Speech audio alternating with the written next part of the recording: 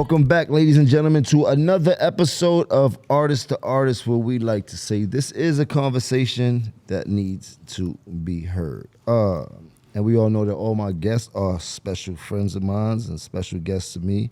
Today we have a very special guest, go by the name of Benny Butcher. Yes, sir. Benny yes, sir. the Butcher, pardon. Benny the Butcher. What's happening with you, big bro? Butcher. How you feeling, gang? Man, I'm good. Grinding, man. Welcome to Artist to Artist, brought to you by Playmaker, of course. Shout out to Poppy Cheesesteaks. You know, they catered us tonight. Mm-hmm. We always got to shout out Playmaker, because if the plays don't get made, then we don't get paid, is what I like to say. But how you been, my brother? Grinding, man, working. You know what I'm saying? I've been seeing you everywhere in the past few years, man. Hell yeah, man. That's the only way I know how to do it, man. That's what served me. That's the only way I know how to do it. So what I like to do here is kind of get people to get to know you in a different way. I mean, I know you've done millions of interviews. But I want people to get up and close to know a little bit about where you from, how you started, when your love of music started. So where are you from? From Buffalo, New York. Born and raised? Born and raised in Buffalo, New York, Montana Avenue. Lived in Langfield Projects for a while. I'm saying, then moved back on Montana over there. Montana Avenue. You went to school out there, high school? Yeah, I went to Emerson. I went to culinary school. Nothing wrong with that. Did you get to finish? School. I didn't. Didn't get to finish? No, I went back and got my GED though. You know what I'm saying? Honorable, Definitely. Honorable. You know what I'm saying? Honorable. So how was Buffalo coming up? You know, Buffalo, a blue collar place. You know what I'm saying? We get on these records and we, you know what I'm saying, we talk our experience from Buffalo, but man, it's a different side to it that, you know what I'm saying, you could raise a family there. You know what I'm saying? It's just the east side is so poverty stricken, and it's been like that, you know what I'm saying? It's like was in the Rust Belt, like from Pittsburgh and Cleveland and all of that. So when the steel mills went down like the rest of the country, you know what I'm saying, the Great Depression and all that, you know, Buffalo used to be a poppin' city, you know what I'm saying? So it's like it's poverty city on the east side, you know what I'm saying? So, you know, the regular things, you know what I'm saying?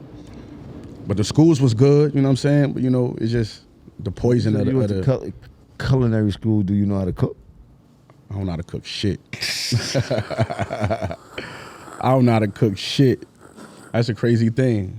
I do not know how to cook. I don't cook at all. So that school was for that, though. It taught you were supposed to teach you. It was. We was baking bread and shit in there. We was doing all type of shit, but I never took it with me. I ain't last too long. I lasted about a year and a half. I ain't never took nothing with me. But it's like a legendary school, Emerson Vocational. You know what I'm saying?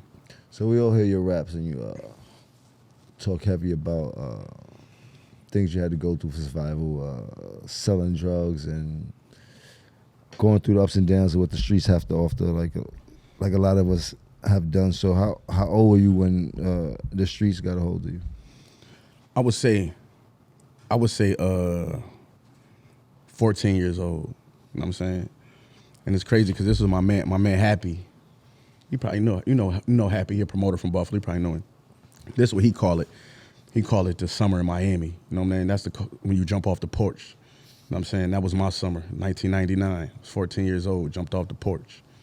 You know what I'm saying? Summer in Miami. Jumped off the porch.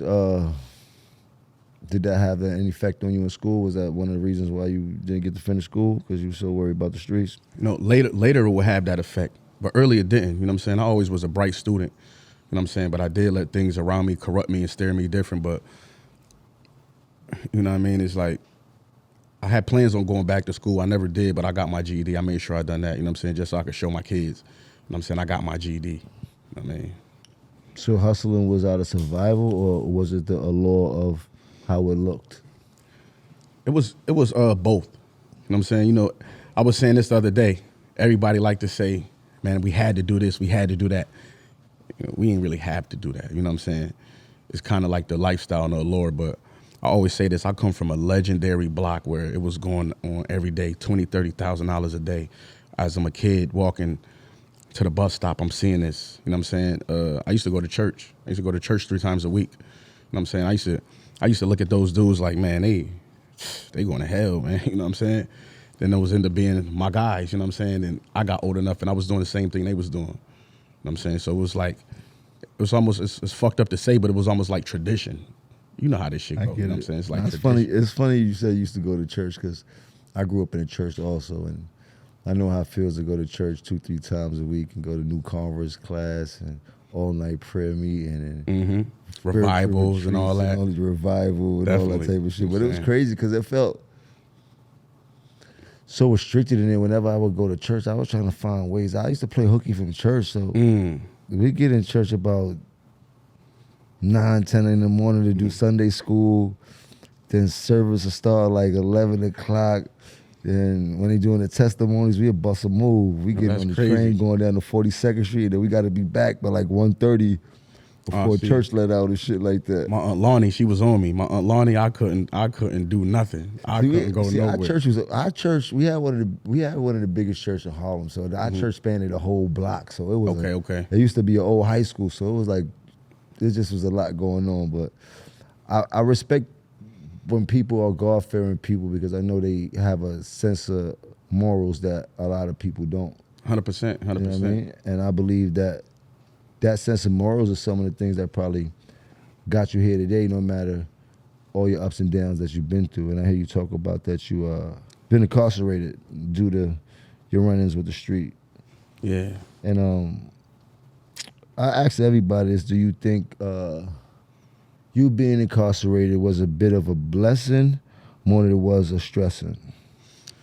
It was definitely a stressing. You know what I'm saying? I can't lie. It was a stressing 1,000%. But I gotta say, and I almost hate to say it, but anytime that I got sat down, I needed it.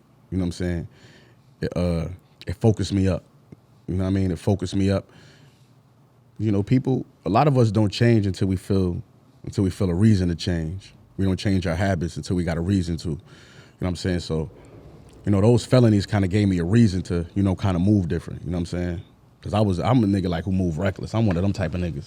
So, was there any time that you got locked up, they gave you that decision, like, I got to get out and start being serious about music, or did that come after? That was all during, you know what I'm saying? That was all during, you know what I'm saying? Like I said, I put out a mixtape in Buffalo in 2005. You know what I'm saying? That really took me on a different, you know what I'm saying, as a local, you know what I'm saying? How old were you when you say you started your love for music? I would say I had to be like 5, 6 years old. Rapping? No, not rapping. I probably was like 9 years old, 10 rapping. Top rapping? I always say, Sheen Gunn, Westside and Conway is 3-4 years older than me. So when they 12, I'm 9. We're going to get into that too. So I'm doing all of that. So I started early. I had Conway up here. He broke it down. I'm like, y'all niggas is real cousins, like me and my cousins. Like, this is the craziest shit ever. We gonna get it. We gonna get into that later. So, when did you really start taking rap serious? Like, yo, bro, I might could do something with this shit. I started maybe when I was about 15, cause it's like even the hustling shit is legacy on my block. Rapping is too. It's a Conway's cousin, you know what I'm saying, is from my block, you know what I'm saying? And they called the Killer Browns. They performed at the Apollo and everything. You know, that's big in Buffalo. Niggas performed at the Apollo in the 90s and didn't get booed off. It was from my hood. You know what I'm saying? They used to do like the jamborees. That's our version of Summer Jam, you know what I'm saying? Niggas from my hood, I used to watch them do it. I remember the first time where I got they okay. It was like, no, he nice. That's when you couldn't tell me nothing, you know what I'm saying? Had the guys behind me. It was over after that. For real shit. So how did you get to New York? Like, how did you get the eyes on y'all that made people start to focus on who are these kids from Buffalo?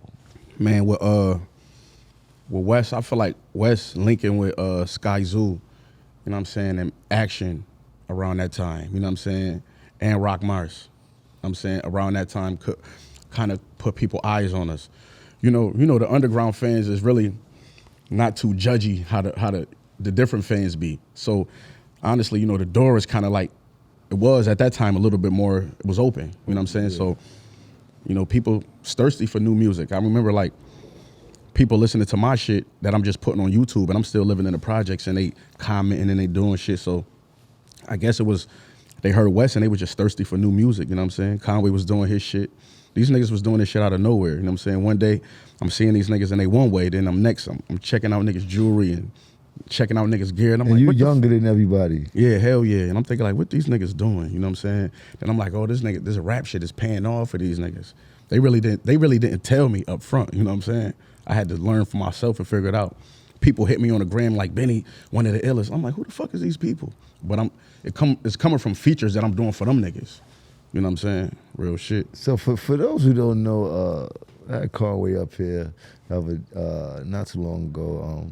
But all of these guys are cousins. Westside, Conway, Benny. They like real cousins. Like grew up every Christmas, every Thanksgiving. They from the same neighborhood, jumping niggas, hustling to get like Exactly, you heard, right, like right. so.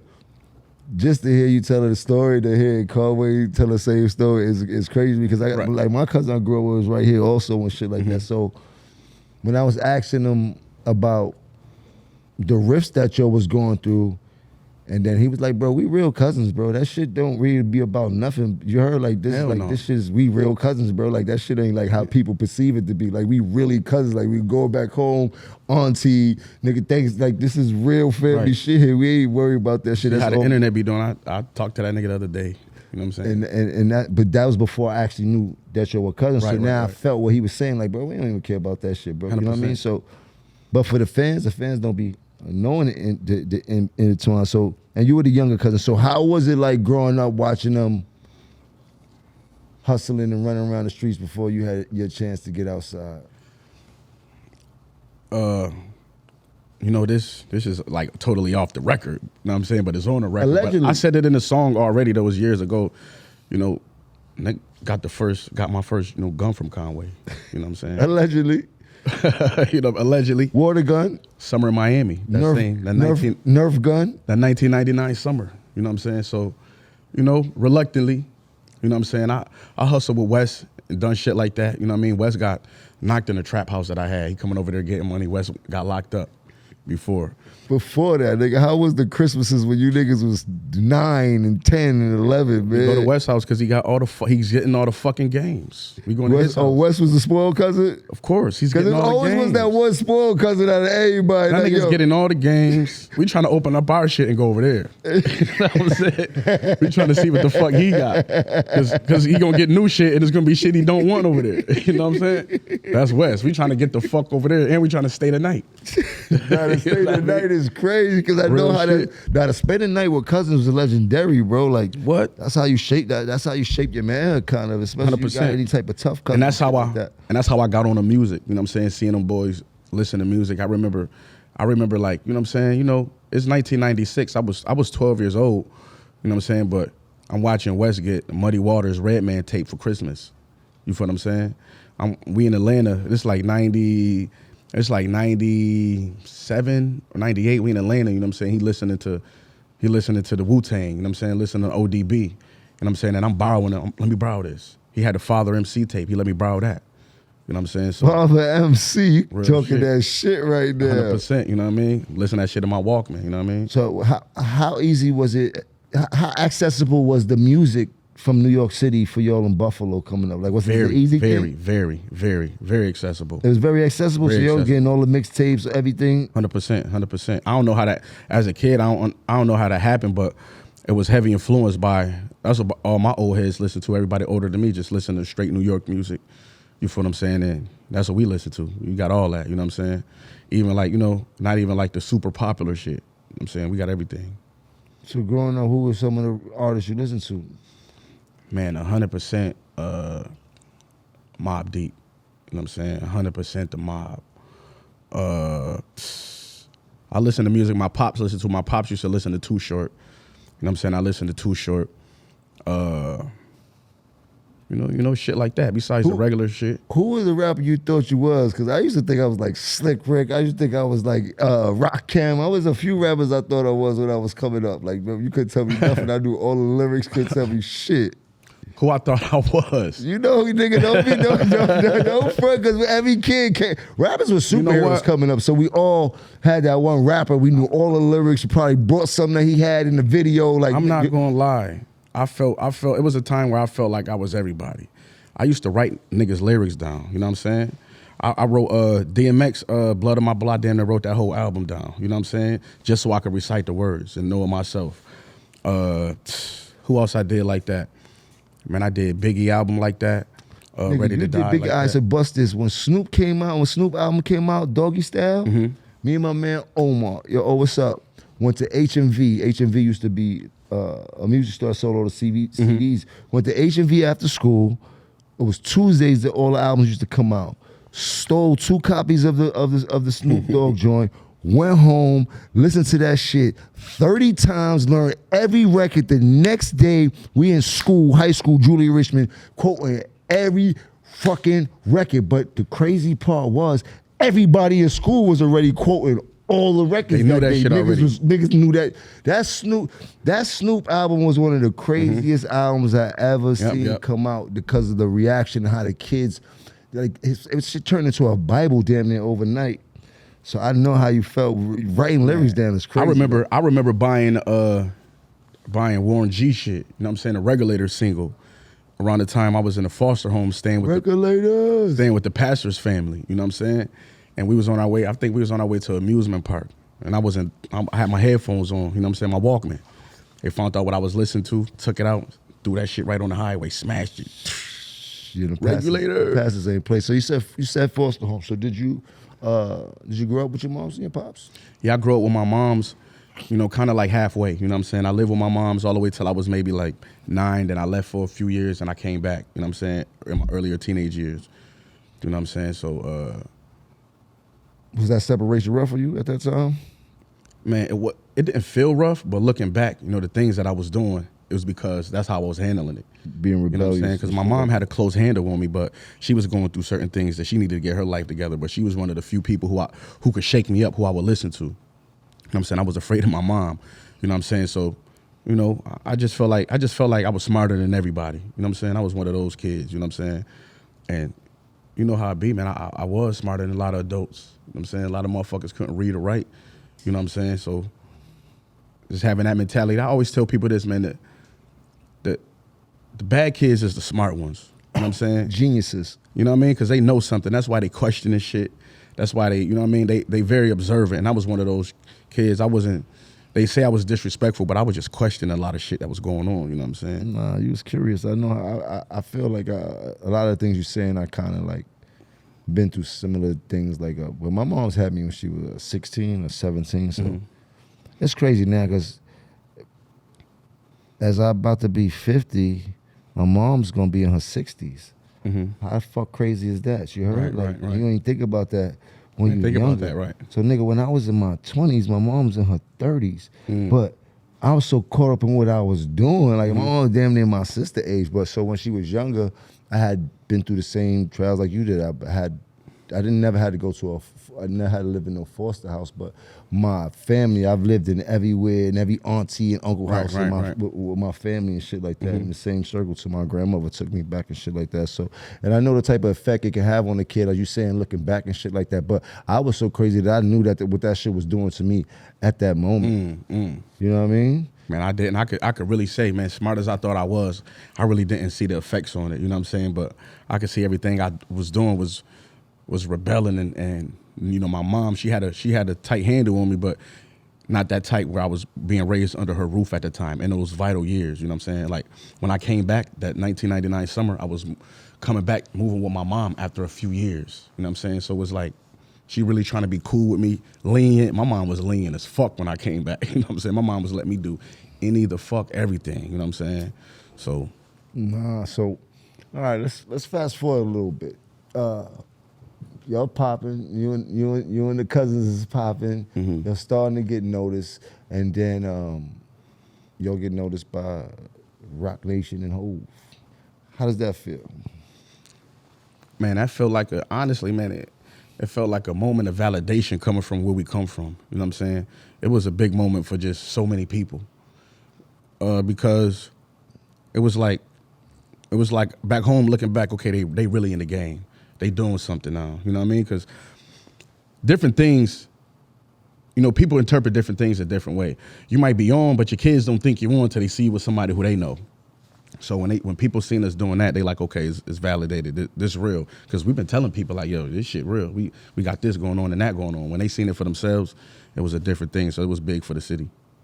Nah, I could imagine how that feels to get.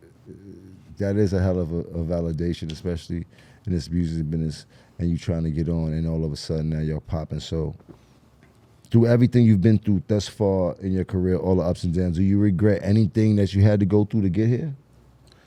Man, I don't. You know what I'm saying? I could honestly say, man, God didn't put me through nothing that I couldn't make it through. He ain't never gave me nothing I couldn't handle. You know what I'm saying? So, man, I don't regret nothing. I feel like everything shaped me, gave me my wit, gave me my patience, gave me my hunger, gave me my understanding, my foresight. So I feel like everything made me. I can't skip no steps. You know what I'm saying? I wouldn't have the same characteristics as I do today. Now, I see one thing that you're very good at, and that is business and hustling. Mm-hmm. And it seems like you're all are great at that, from independent lanes of making money from merch to CDs to music. Where did that start from? Man, that started, like I said, it started from the hood. You know what I'm saying? It's like we from them hoods where they do that. Our older homies. You know what I'm saying? Not glorifying it nothing, but I be really explaining this to people. It's like it's almost tradition where we from. You feel what I'm saying? And you know, and it's almost like not a surprise to people from our hood when they see us. Maybe the other people in the city, but people from our hood is like, you know, okay, you know what I'm saying? But you know, Wes, you know, he always had things. You know what I'm saying? So, like I said, he was the spoiled cousin, but he ended up hustling. And I mean, he ain't never need that. He ended up spoiling himself, you know what I'm saying, as we could see. Not even just with the rap shit. Man, he was in the streets hustling, doing shit, chains and shit like that. So, you know, I don't know where that came from, man. You know what I'm saying? I don't know where his hustle came from, you know what I'm saying? To be honest with you, he just an ill nigga. Group, because I see y'all very successful, like, and y'all have different lanes of money. So that's very important that I want the artists to know when you come in here and when you get in this music and you do catch a buzz, you need to use the music to get all the ancillary money that you can get. And all these different lines of passive income that you could create from being a hot artist. And I've seen that this is exactly what you're doing. And I'm saying that because I see Peso always talk about some of the moves you make when it comes to touring and creating your own tour and going on the road with your own people and just hitting them towns and making a profit out of these towns and shit like that. So, you know, I noticed it's a whole new wave of how shit is going. Yeah, hell yeah, man. We built that up like slowly though, like with the analytics, you know what I'm saying, and with the personnel, you know what I'm saying. It's almost like kind of like it's the norm now, but I remember the first one that I did, solo tour, you know what I'm saying, learning things from going on the Griselda tours, learning things from the road managers. But man, I was blessed to build a team, to have some important people on my team that treat this BSF shit like it's theirs, this Benny the Butcher shit like it's theirs, you know what I'm saying. So, you know, that was important. You know what I'm saying? I might, you know how this game go, you know, you're dealing with people who you might not, you know, take a liking to. Y'all might not be on the same wavelength. I got people on the team where I could sit that person in that chair. It's like, you know, y'all take care of the business. You know what I'm saying? You know, shout out to all my white boys, but I call it white boying. You know what I'm saying? You might need a white boy with a white boy. Yeah, we don't mean no harm by that. No, we don't mean no harm. We need them white boys, the white boy. You know what I'm saying? 100%. You need your cool nigga to vibe with the cool niggas. That's it. You know what I'm saying? Like my boy City Boy, he my best friend. You know what I'm saying? He from where I'm from. Like when I do business and all the street niggas and all, they want to deal with City Boy. You know what I'm saying? No, I get it. You got to delegate the right positions for people and things like that. So I heard you said Griselda. So the fans gonna get another Griselda album? 100%. You know what I'm saying? 100%. I know y'all be hearing us say that, man, but you know what I mean? Like 100%, man. Actively talking to the gang and just putting it together. But you know what I'm saying? That's gonna happen. I'm a nigga I'm like, yo, I feel like it should have been happened, but it's gonna happen though. They appreciate the fact that you keep it real on your lyrics and don't dumb it down for nobody. And they're saying that with the climate, everything that goes on in the media, do you ever feel like you should put some shade on your lyrics or should dumb it down a bit? You know what I mean? Sometimes I do. You know what I'm saying? Sometimes I do. And it's not about like trying to fit in, but you know how this game goes. Like when you're an artist, it's all type of artists from demographics. Y'all might not even make the same music, but they fuck with you. You know what I'm saying? And they want to get in the studio and do music. So when I get in the studio and do music with some people, I don't need to Benny the Butcher it out all the time. You know what I'm saying? It's okay to have fun. You know, the Griselda fans, they hate that shit. They want me to be motherfucking standing on a corner trapping with a shank in my hand. every song, you know what I'm saying? And then when I do it, sometimes they say I make the same song again, but when I do different shit, they be like, man, get back on that gritty shit. So Yeah, they always do that. Yo, what's up with the Right. old gym? Yo, real So, shit. I didn't even know you did an independent movie or a short film Yeah. called Ashes in the Safe. What made you do that movie? How did that come about? Man, honestly, I'm gonna be honest, man. The whole movie and album that I dropped, Ashes in the Safe, because it's a short film and an album. I'm saying is really just to promote my nigga Bass, man. Fuego Bass, man. That's my artist. That nigga's crazy. He deserves his shot. And we got songs laying around. We do writing camps. We had like 34 songs from this writing camp. You know what I'm saying? So we throw these songs together. What is a writing camp? Explain it to the people because I want them. Okay, so a writing camp is when producers, artists, all link up together, different studio rooms, and they're writing towards a goal. It could be a soundtrack, it could be an album, or it could be just to have songs in a stash. You know what I'm saying? I got 3 rooms rocking. We in a big building. We in a big studio. We do this all the time just to create a cachet of songs. And we got that right now. So just listen to them songs. Like, man, we got to put some of this shit out right now. Like, man, matter of fact, me and Bass, we gonna do this shit. Your album about to drop anyway. This shit gonna sound crazy, and did a movie, and it came out crazy, man. And I'm about to do a real movie. I just did a deal for a full-length movie, and that's another reason why I wanted to practice. I wanted to see how it go. You know what I'm saying? So I just did a deal for some. You know what I'm saying? I'm gonna be calling you too. Incredible. I can't wait to act in the movie. No, real shit.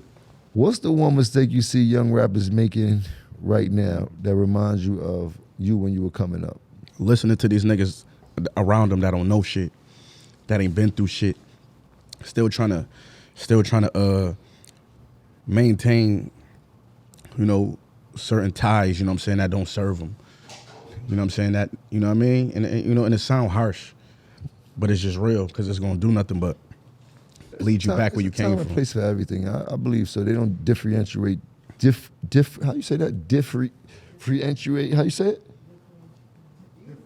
Differentiate. That's tricky. There it is. Yeah, That's between things they used to do and the business they have at hand right now. You know what I mean? And I believe once they figure that out, it'll be good. Hopefully they don't figure it out too late. 'Cause Yeah. I also had to figure that out also. Yeah, because we all have to figure that out. We all find ourselves in that spot, and it's about how you handle it. You know what I'm saying? And it's about who you got around with you and the influence that they got on you and you got on them. It's a balance. You don't need a whole bunch of yes men around you. You know what I'm saying? Not at all. You don't need that, but you need people you can get insight from. You know what I'm saying? You need people who you trust their wisdom, you trust their opinion. You definitely need that. People who can tell you about yourself. I believe in that 100%. You know what I'm saying? So I know you got to go, so I'll get you out of here. A couple questions. You've been in the game for a minute, so how do you feel about the state of hip hop right now? Man, I like everything about hip hop except the stain that people try to give it. You know what I'm saying? It's nothing wrong with hip hop. It's just at a different phase that maybe we might be used to, but it is what it is. You know what I'm saying? This is what they created. This is what y'all created. You know what I'm saying? This is what's going on right now. It's evolving. I hate when people say, I feel like all of these people hate on rappers. You know what I'm saying? But they make money off rappers. They get on the internet every day. This rap nigga this rap nigga. They can't wait till a nigga eat a chicken wing. They can't wait till a nigga trip or do anything so they can say something about it. They love niggas so much they hate niggas. I feel like, I got a heavy opinion on this shit. You know what I'm saying? We talk about this shit all day. I feel like, a lot of people don't they try to, I seen this girl say this on IG. She said, don't y'all feel like celebrities is regular and the regular people is like celebrities? Bitch, no. You feel what I'm saying? But they try to discredit niggas. I see a lot of discrediting going on. I say all that to say that. That's you know the what I'm saying? social media, bro. They always try to switch the narrative, move the goalposts, try to confuse people and shit like that. It's so crazy out there. I feel like the same way. Like it's just a lot of things have changed coming up, but I think the accessibility of anyone being able to become a rapper overnight by just uploading your music is what kind of jades everything. 100%. When people can actually say we're just as important of an established artist. Like how could that be so? So it's like we all are human, but there's levels to this shit when you know what I mean, when you're in a person of success. That's why I want to tell all the artists, man, just do you. Do what you believe in. You know what I'm saying? Keep hustling, keep grinding, do what you believe in. Blank out the noise, man, because at the end of the day, it don't matter, man. When when you trying to when it come down to the bottom line, it doesn't matter. You know what I'm saying? It's smoke and mirrors, man. Keep grinding, just do you. Any artists you haven't done a feature with that you'd like to do a feature with? Man, I'm Tink. I want to do one with Tink, man. Tank? The R&B singer Tank? Yes. Me and Tank got a record. I don't know he had called me a few months ago to do a record for his album. I don't know what he ever did with that record. That record is kind of fire too. Yeah, man, I want to do one with Tink, man. I fuck with Tink. Shout out to Tank, man. Shout out to Tank, man. Is there anything that fans should look forward from you coming out, dropping? Man, go check out Ashes in the Safe, the film and the album. Man, I'm working on this movie, man. If y'all don't see me doing shows this year, man, because I'm locked in, I'm working on this movie. Y'all gonna get something real soon, man. That's what I'm working on. With that being said, ladies and gentlemen, this has been another episode of Artist to Artist with none other than Benny the Butcher. Brought to you by Playmaker. If they don't make the plays, don't get made, and we don't get paid. You know it. Catch you on the next one. Pow. Hold on, I got a gift for you. Yes, sir. There you go. Yes, sir. And that is a wrap. Yes, sir. Always wanted a pair of these. Use them.